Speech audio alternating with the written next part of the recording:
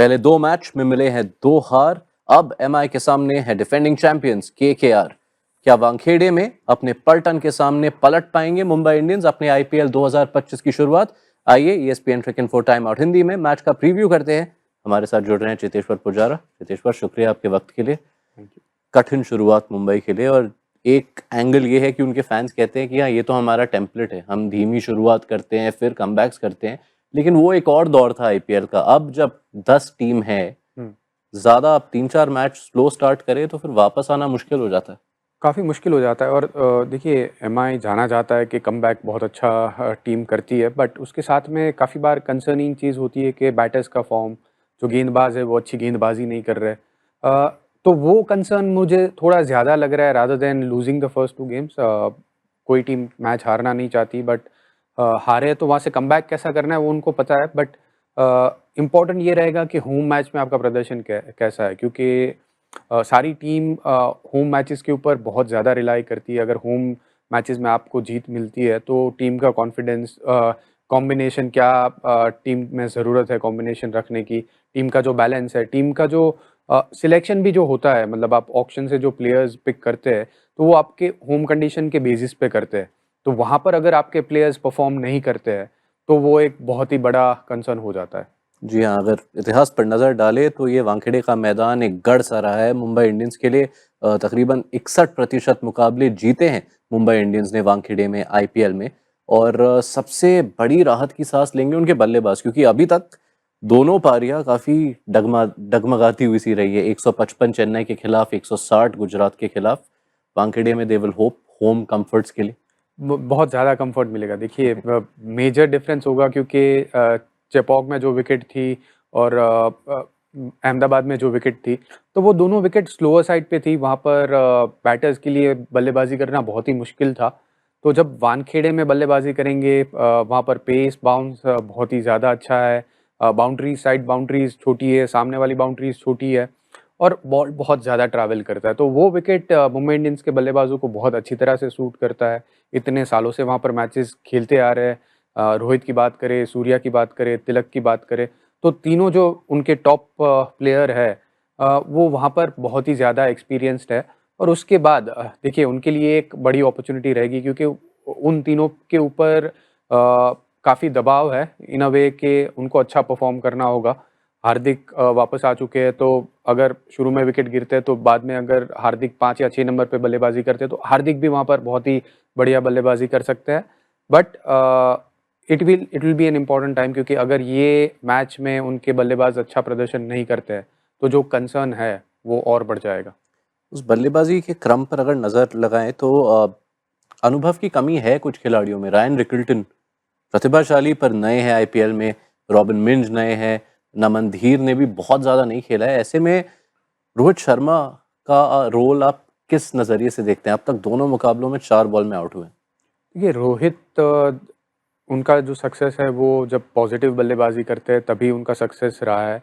तो मैं नहीं मानता कि वो अपनी बल्लेबाजी में कोई बदलाव लाएंगे, क्योंकि कोई भी फॉर्मेट की अगर हम बात करें, खास करके वाइट बॉल में, वनडे या तो टी20 फॉर्मेट में, अगर जब वो अग्रेसिव बल्लेबाजी करते हैं तभी उनकी बल्लेबाजी अच्छी होती है। तो मुझे ऐसा नहीं लग रहा है कि उनको थोड़ा संभल के खेलना चाहिए या और टाइम लेके खेलना चाहिए। हाँ, मतलब आप अपने जब ऑपोजिशन के कौन से गेंदबाज है, कोई अगर अच्छी गेंदबाजी कर रहा है या तो वो एक पर्टिकुलर गेंदबाज के सामने आपको डिस्कम्फर्ट है, तो वहाँ पर you need to be smart. But उसके अलावा मुझे नहीं लग रहा कि रोहित अपनी गेम को कहीं पर भी रोकने की कोशिश करेंगे। वो अग्रेसिवली बल्लेबाजी करेंगे और वही उनको करना भी चाहिए। सामने चैलेंजेस काफ़ी हैं, क्योंकि सुनील नारायण, जिनका हिस्टोरिकली काफ़ी उन्होंने रन रोके हैं रोहित शर्मा के, साथ में वरुण चक्रवर्ती। हाल ही में चैंपियंस ट्रॉफी के दौरान हमें पता चला कि वरुण नेट्स में रोहित को कभी अपनी असली बॉलिंग नहीं करते। तो चैलेंजेस की कमी नहीं। हाँ, चैलेंजेस तो रहेंगे, बट देखिए, वानखेड़े का पिच स्पिनर्स को इतना फेवर नहीं करता है, तो वहाँ पर रोहित और मुंबई इंडियंस के दूसरे जो बल्लेबाज हैं उनके लिए वो एक एडवांटेज रहेगा। और देखिए, हमें अभी पता भी नहीं है कि सुनील नारायण फिट है या नहीं वो गेम के लिए, वो खेलेंगे या नहीं खेलेंगे। बट वरुण तो डेफिनेटली खेलने वाले हैं। पर वानखेड़े का विकेट स्पिनर के लिए एक चैलेंजिंग विकेट है, तो वहाँ पर कैसी गेंदबाजी होती है, क्योंकि वहाँ पर जब कोई भी गेंदबाज जाता है, even if you are a mystery spinner, तो वहाँ पर उनके दिमाग में कहीं न कहीं ये रहता है कि मुझे ज़्यादा रन्स कंसीड नहीं करने हैं। अगर आप स्लो विकेट में गेंदबाज़ी करते हो एज़ अ मिस्ट्री बॉलर, तो आप विकेट लेने की कोशिश करते हो। यहाँ पर थोड़ा-सा दबाव गेंदबाज़ों के ऊपर ज़्यादा बढ़ जाता है कि मुझे ओवर के 8 या 10 रन से ज़्यादा नहीं देने हैं। तो वो जो माइंडसेट में बदलाव जो आता है, वहाँ पर मुझे लगता है कि बैट्समैन का जो पलड़ा है, वो थोड़ा भारी हो जाता है। मुंबई के गेंदबाजों पर रुख फरमाते हैं अब, क्योंकि चेंजेस किए थे। जी हाँ, अभी जसप्रीत बुमराह नहीं है, लेकिन दो बहुत बिग मनी साइनिंग्स थे इस ऑक्शन में। ट्रेंट बोल्ट, दीपक चहर, कुल मिला के तकरीबन 22 करोड़ खर्चे थे मुंबई ने ऑक्शन में। दोनों पावर प्ले स्पेशलिस्ट हैं, बहुत अच्छा ट्रैक रिकॉर्ड है। अब तक दो मुकाबलों में पावर प्ले में ज्यादा सफलताएं नहीं मिली हैं दोनों को। वानखेड़े में क्या वो कहानी बदलती हुई दिखती है आपको? वहाँ पर थोड़ा फ़र्क पड़ेगा। देखिए, वानखेड़े में थोड़ी हवा ज़्यादा चलती है, सी के नज़दीक है, तो वहाँ पर बॉल हवा में स्विंग भी ज़्यादा होता है। तो वो कंडीशंस उनके लिए आइडियल रहेगी। वहाँ पर पावर प्ले में उनसे एक्सपेक्टेशन ये भी होगी कि अच्छी गेंदबाज़ी तो करे, बट पावर प्ले में विकेट लेके दे। क्योंकि स्विंगिंग कंडीशन जहाँ पर बॉल थोड़ा-सा हवा में ज़्यादा स्विंग कर रहा है, ऑफ द विकेट मुझे नहीं लग रहा है कि इतना ज़्यादा डेविएशन होगा। बट जब बॉल थोड़ा स्विंग करता है, तो वैसी कंडीशन में एक्सपेक्ट करते हैं कि उनसे 1 या 2 विकेट पावर प्ले में मिले। तो देखना ये होगा कि कैसे गेंदबाज़ी करते हैं दोनों, ट्रेंट बोल्ट और दीपक। क्योंकि अगर अच्छी गेंदबाज़ी नहीं होती है, तो उनकी जो बॉलिंग लाइन की अगर स्ट्रेंथ की बात करें, तो वहाँ पर भी बहुत ज़्यादा सवाल उठेंगे। क्योंकि दोनों गेंदबाज़ स्विंग के ऊपर ज़्यादा रिलाई करते हैं, उनकी पेस नहीं है। तो जब आपके पास पेस नहीं हो, तो आप अगर स्विंग से अच्छी गेंदबाज़ी शुरू के ओवर्स में ख़ास करके पहले 6 ओवर में नहीं करते हैं, तो दबाव जो है वो बढ़ जाता है।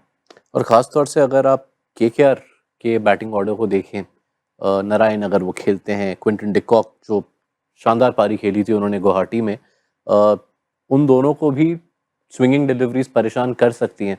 तो वो शुरुआत काफ़ी अहम रहेगा ये देखने में कि ये मुकाबला किस तरफ जाता है।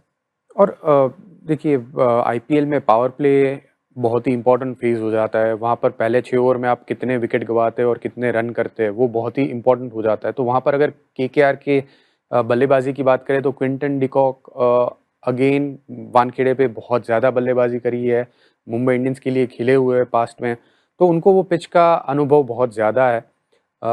तो it will be a good challenge. अच्छा मैच होगा, अच्छी बैटल होगी। बट साथ में पावर प्ले में पहले 6 ओवर में किस टीम का पलड़ा भारी रहता है, वो मैच को थोड़ा डिसाइडिंग फैक्टर हो सकता है। वानखेड़े की अनुभव की अगर हम बात करें तो केकेआर के कैप्टन का जिक्र करना बहुत ज़रूरी है, क्योंकि अजिंक्य रहाणे जो अपनी ज़िंदगी भर मुंबई में खेले हैं, आई थिंक 1-2 सीज़न पहले मुंबई के खिलाफ ही एक मुकाबला था चेन्नई सुपर किंग्स के लिए वानखेड़े में, जहां उन्होंने 27 बॉल में 61 रन की पारी खेली थी। रहाणे भी चाहेंगे कि gets into the runs early. Definitely. और जिस तरह से उनका अप्रोच भी रहा है अभी तक आईपीएल में, वो बहुत ही बढ़िया है, क्योंकि थोड़ा पॉजिटिव खेलने की कोशिश कर रहे हैं।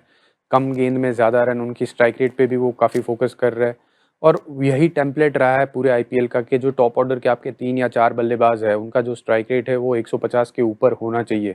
और वहीं पर आप खास करके फ्लैट विकेट में, जो वानखेड़े का विकेट मोस्ट लाइकली फ्लैट रहेगा, तो वहाँ पर आपकी स्ट्राइक रेट बहुत इंपॉर्टेंट हो जाती है। और वहाँ पर दोनों टीम के बल्लेबाज मेरे ख्याल से यही सोचेंगे कि 150 के ऊपर स्ट्राइक रेट होनी चाहिए, पहले 6 ओवर में कम से कम 60 रन बने। तो अजिंक्य मोस्ट लाइकली 3 नंबर पे आएँगे ऐसा लग रहा है। बट अगर उनकी बैटिंग पावर प्ले में आती है, तो उनको थोड़ा और ज़्यादा सूट करेगा, क्योंकि उनको कंडीशंस पता है।